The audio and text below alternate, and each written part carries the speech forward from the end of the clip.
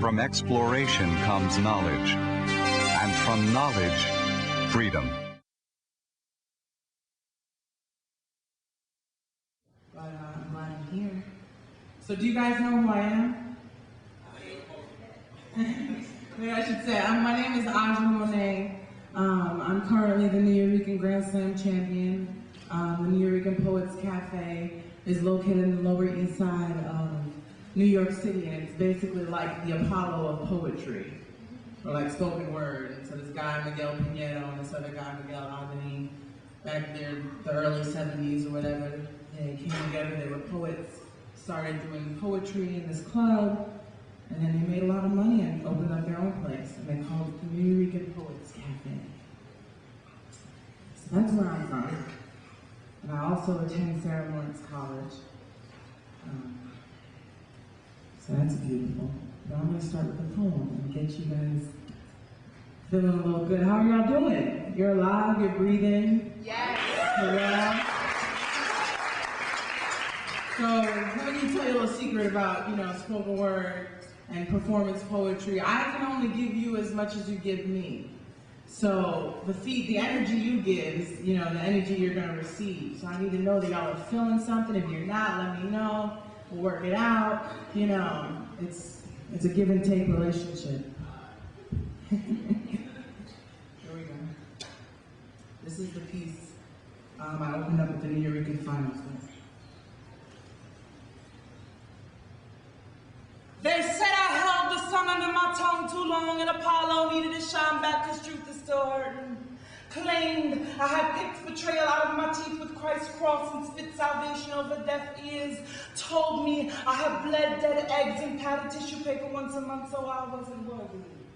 The world is too ashamed of cold text pads vomiting the features of their mistakes, so fetuses push their dreams in aborted strollers, wheels broken at the pavement of concrete wounds. Mom, did I ever get to thank you for not vacuuming my spirit out of your soul? Because thank you.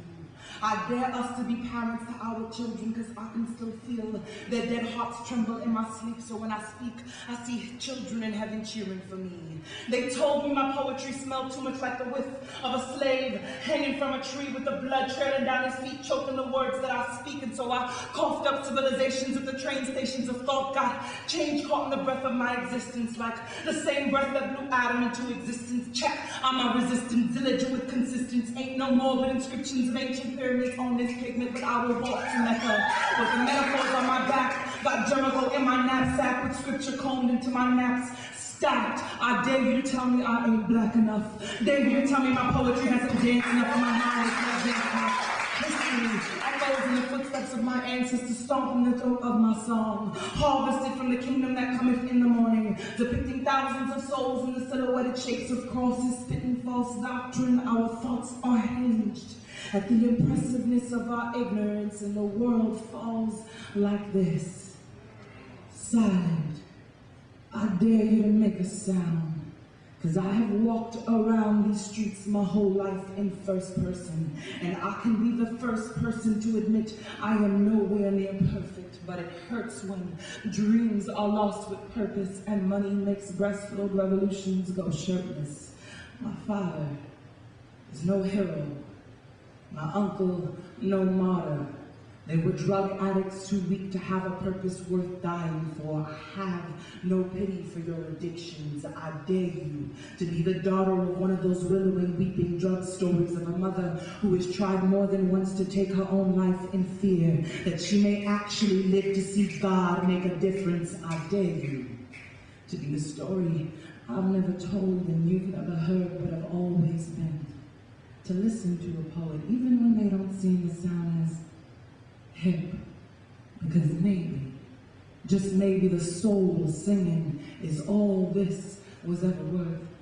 And maybe, I don't know where I'll be tomorrow, but I know where I am right now here on this earth.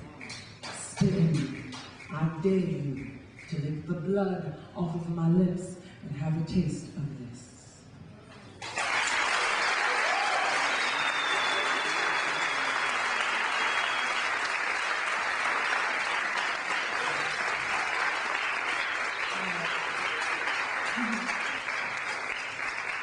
So, I'm going to try not to talk too much in between so I can give you as much as you would like to hear.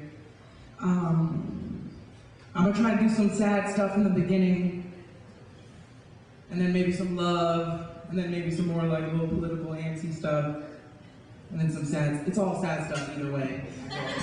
See? Bracelets falling. But okay, so this poem, I do workshops with inner city youth in New York City. 3 organizations in particular is Urban Word NYC, In Arm's Reach, and Odyssey House, which is a substance abuse program for young black males. And in Arm's Reach, they basically work with young kids. It's an after-school program for kids that have parents that are incarcerated. And I did some poetry with some kids there, and this poem came about. So if you were mad at me because I made you cry or feel a little sad inside, feel better. You can make a difference.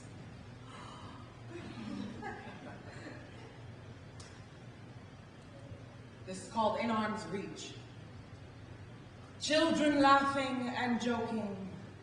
I walk into a classroom that feels oh so familiar. I could almost taste the hunger in the air.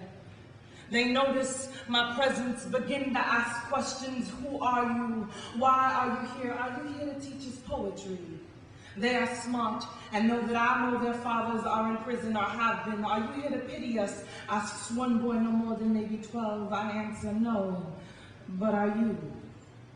And then there's this one girl who sits in the back, quiet, kids giggling at her, and in many languages of the body, they make it apparent that she doesn't smell so good, but she's beautiful, and her eyes are filled with the hope of Amazonian warriors. I ask her, what is your name?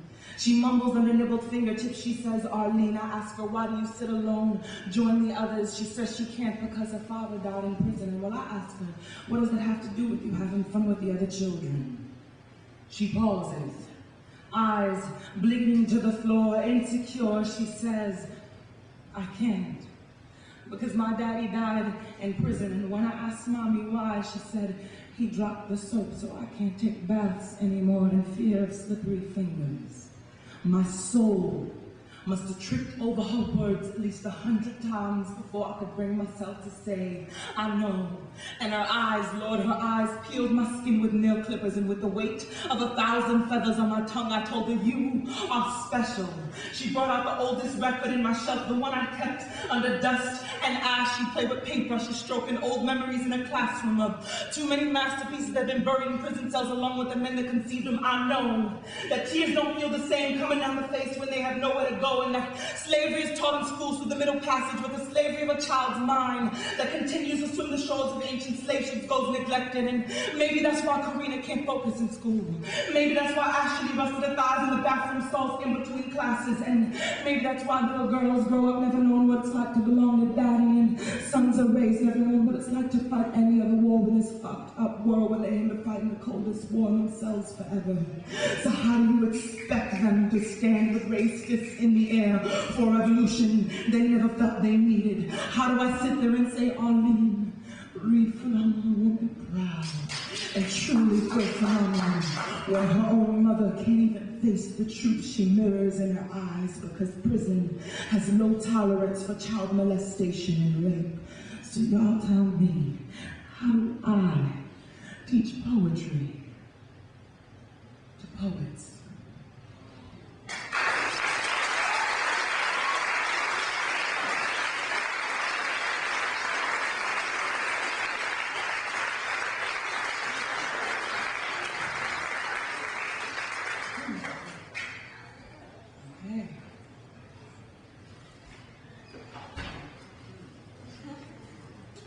So, I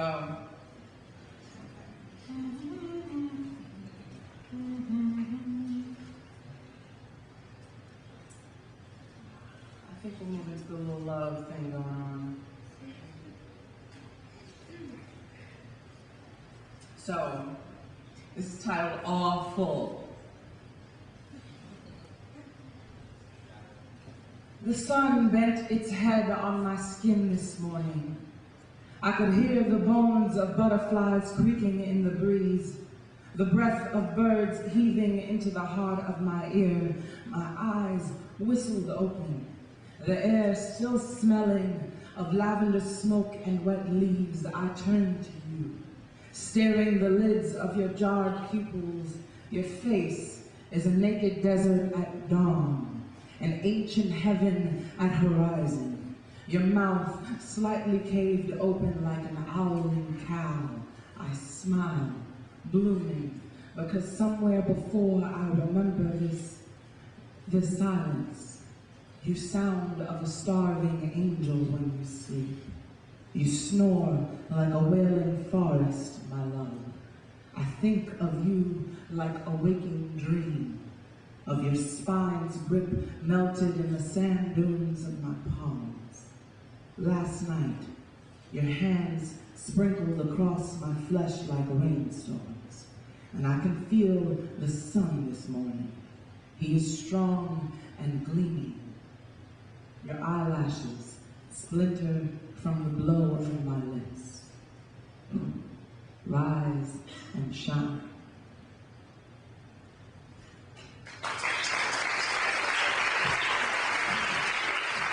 Academic oriented. So this poem,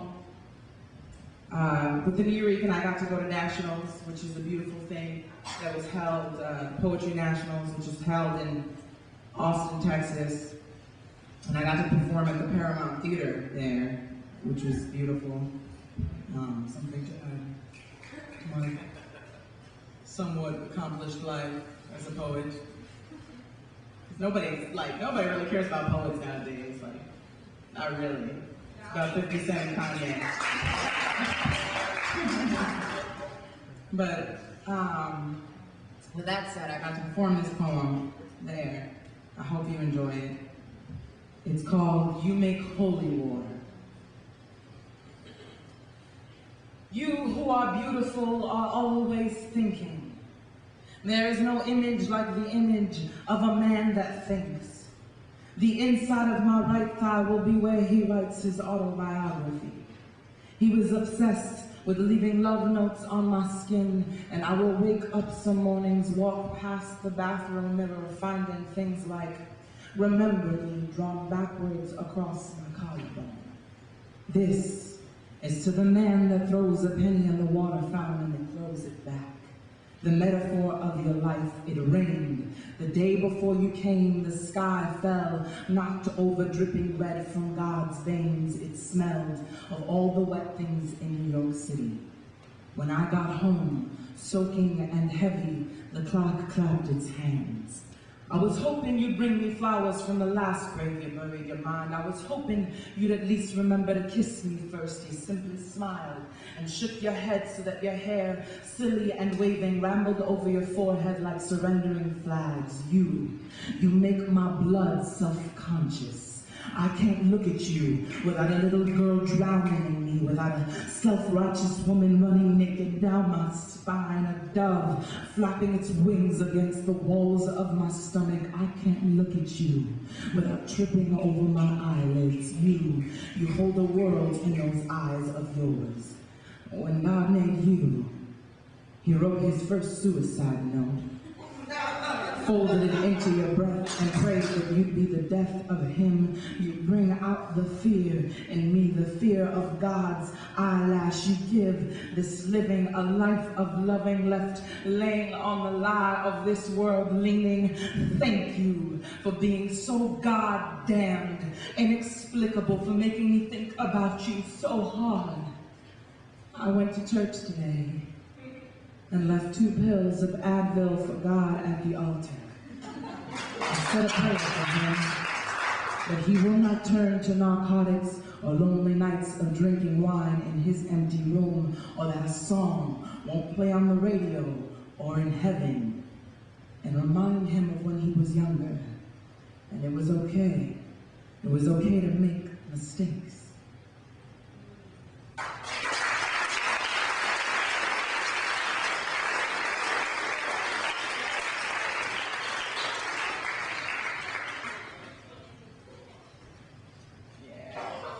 Some of these poems I did at ceremonies under I don't know if you guys know, if you're an academic reader in terms of poetry and a slam poet, you know Jeffrey McDaniel, who is a professor at my college, and luckily enough, I've gotten to work with, and so some of these I worked on with him, or he edited and revised them, so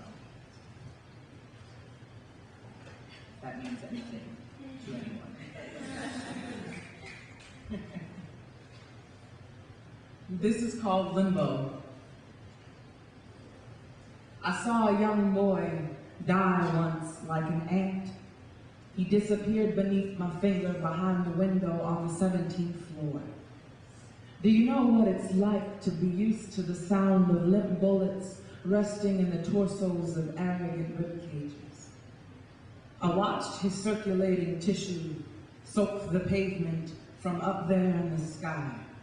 We weren't heaven. We just didn't have cable. Just pictures of Jesus' open arms on the wall. Pale yellow paint, plastic-covered couches, tiny kitchens and senior citizen friendships, and a buzzer. Oh yeah, buzzer. Our elevators smelled of arroz con pollo and cigarettes, soul food and piss, apple pie and steamed fish. We weren't heaven. We were the things God left, the things he saved for last on his dinner plate. I thought maybe I would break out of his thigh or forehead like Athena, like a headache sold off the bodega counter with a sword of Goya beans to pierce bellies that knew what it was like to make something of nothing. I used to walk to the train station, school mornings. Here, there is no such thing as sexual harassment, just old men that never grow up. Little girls grow into women and know that the difference between a catcall and love is the attention it gives you. When a boy falls in the ghetto, it makes a sound only the soul can hear, and I hope the boy knew this wasn't heaven. I hope he knew God wanted so much for him. I hope he knew that I saw the breath leave his chest, the amber divorce his eyes, the Nike Air Force Ones lay stagnant after shaking goodbye to Harlem. You have left your mark, young man. I fear ever dying and not letting the world know I was here. I used to think we were human beings that had spiritual experiences, but there was something about watching a boy die. I realized we were spiritual beings having human experiences. There are far too many survivors and not enough living. Far too many preachers and not enough giving. Where I'm from, the nature of a man is to fall and get back up again. This is unnatural. Get back up again. The laces of your Nikes hold onto each other like orphans shimmering over telephone wires. Just above the right upper corner of the moon, as I stand where you once lay, I'm hoping this isn't heaven. I know it isn't heaven. The words don't come easily, and I can still hear your blood on the concrete, dry and singing, lynched and bent, cooing and whisper, this isn't heaven. In heaven, there is no need for blood.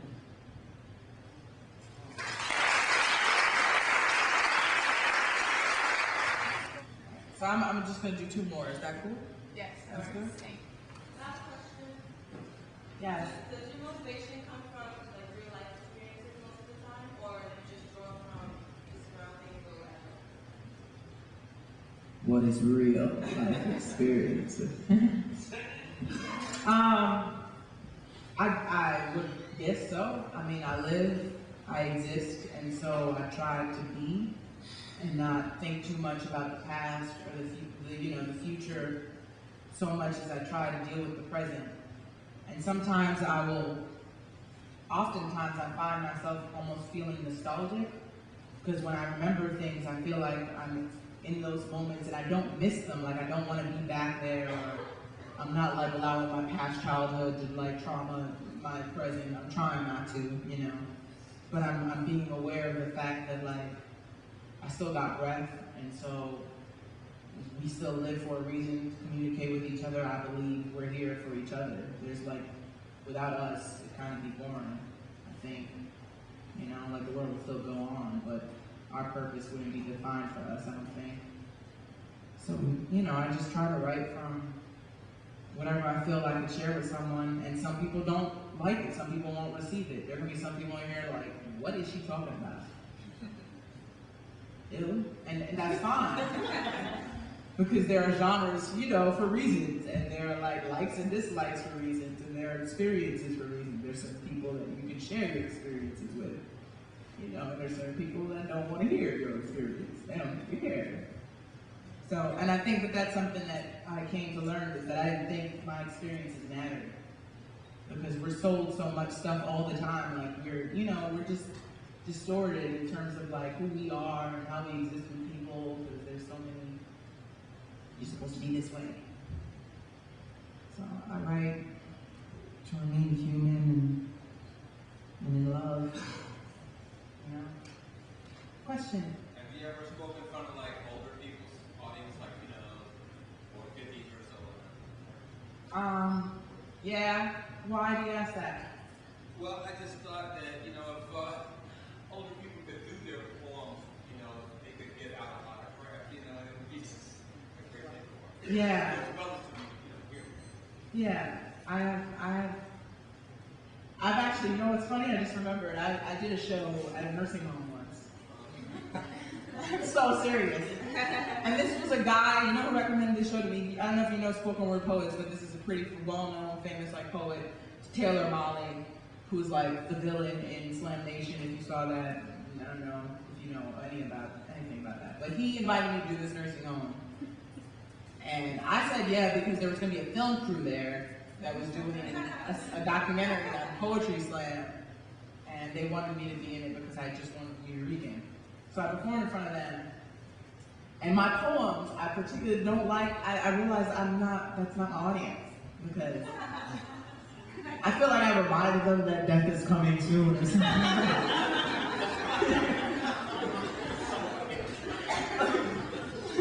I mean, not that should be scary, you know, because it's been distorted, you know, for us to be afraid of it, but I mean, these people are like really trying to make the rest of their life okay, so, you know, while they're here. That sounds so wrong. Let me shut up. Oh, man. I did say when I'm old, though, I'm going to be a crazy old lady. Okay. So I want to enjoy life, you know, like, but I also want to be able to know that I've experienced a lot so that I can deal with so many different kinds of people, you know, like, yeah, so I can enjoy learning from people. This is called Re. This is dedicated to a girl by the name of Gia Shakur, who once told me, she said, Aja, one day you will shine 9 shades brighter than the sun. She told me her grandmother let her cook crack on the kitchen stove as she squeezed the blunt between midnight lips, exhaling a cloud of hula hoops twirling in the air. The huge gold-framed hearts dangling on her earlobes, her hairpiece held in place by a blooming red-flowered scarf. The space between us captured our longing to understand each other.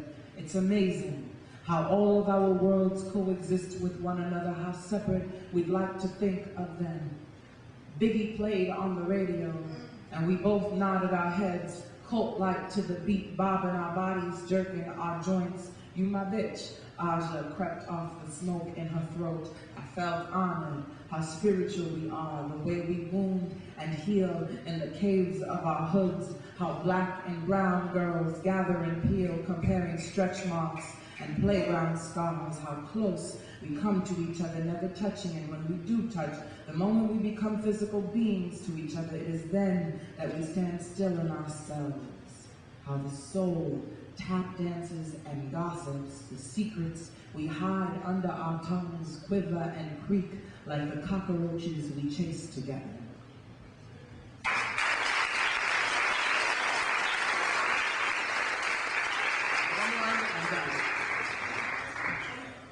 Yes? I'm gonna be quick, but I began writing when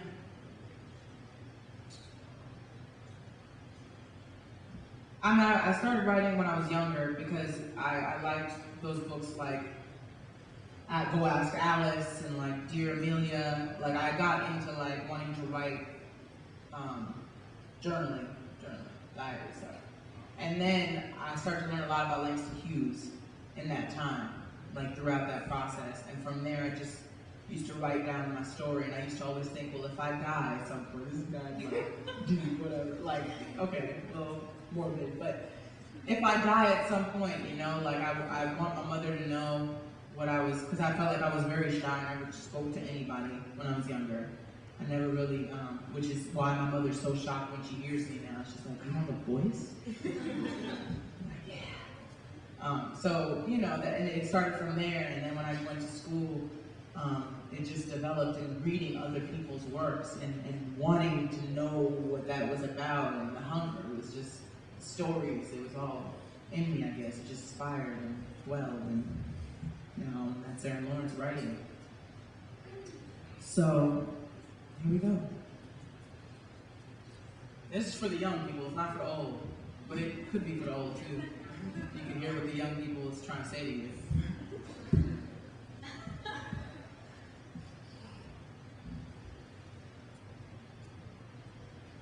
The young know no boundaries. We quake the earth on our tongues and spit whirlwinds for lynch pendulums of our yesterdays. Dream for better days. Sometimes mothers free hummingbirds from their rib cage, and they don't always learn the art of flying. In our youth, we listen to the world laugh at the sport of us dying. Seafarer of prisons, we be in arm's reach of reality. How dare they ask us to leave this scene of the crime where there is no rhythm to the rhyme of a dead heartbeat? Let us speak, for the slaves still dance in the soul train at the bottom of the sea. How we marching against warfare with chopped feet, deaf ears, and no voice to speak. They take our freedoms and our minds and our right to bleed. So I nail my pumping heart with a pen and I write to bleed. Children sit their wrists everywhere to be like Jesus and exist a fisherman of fish in the sea. Mothers raise their children to become flowers but then become their weeds.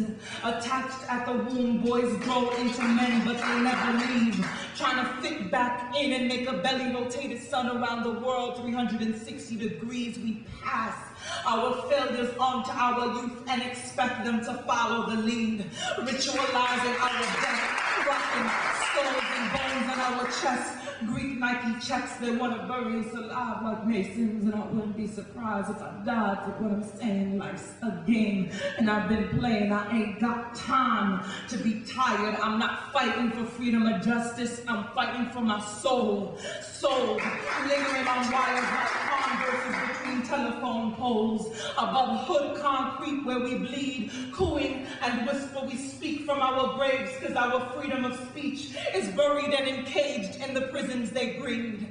The world, I used to think I could save it, but I grew up in a block where it was easy to fall through the cracks in the pavement. I earned my poetic license so that I could say shit, haunted by the blood in me because a junkie father raped it. I used to live my life jonesing to change it, rebelling against my mind because I got so used to our enslavement. I share my soul on a stage in hopes to get young people off their slave ships, and to the adults who've just witnessed the old soul's reincarnation, how we quiver and cringe at the sight of an Iraqi nation. Children strapping their hearts to bombs as if God didn't say shit, how he will send shields and swords in our wombs and we will face it. So when a child comes to you with a fistful of questions, bloody knuckles and all, and asks you why his heart is so cold, why his fingers are so numb, how will you answer him? Thank you.